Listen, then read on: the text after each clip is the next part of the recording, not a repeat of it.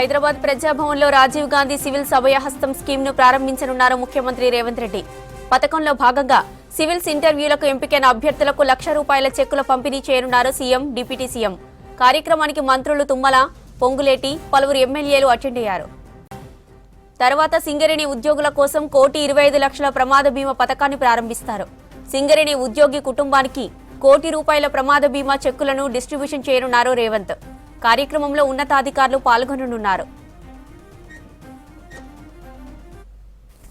₹1,25,00,000 ఎంఓయూని బ్యాంకర్తో మీ సమక్షంలో చేయబోతున్నాం సార్. నిజంగా చెప్పాలంటే దేశంలో ఇది ఒక గొప్ప స్కీమ్గా మీరు ఆవిష్కరించారు. అండ్ ముఖ్యంగా సార్, గనులలో ప్రమాదాలు జరగకుండా అన్ని రకాల చర్యలు మనం చేపడుతున్నాం. గనుల్లో ప్రమాదాలు తగ్గి జనరల్గా బయట రోడ్ యాక్సిడెంట్ ఎక్కువ అవుతున్నాయి సార్. అలాంటి వాళ్ళకి ఒక ఆర్థిక, సాంఘిక ధీమని ఈ పథకాన్ని వల్ల మీరు కల్పించారు సార్.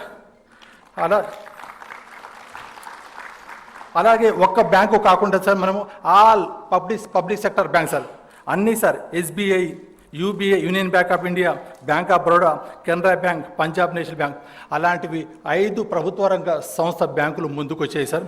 దీంతోపాటు అవుట్సోర్సింగ్ వాళ్ళకు కూడా 40 లక్షల ఇన్సూరెన్స్ కార్యక్రమాన్ని మీరు మీ సలహాలతోటి మీరు ఆవిష్కరించారు సార్.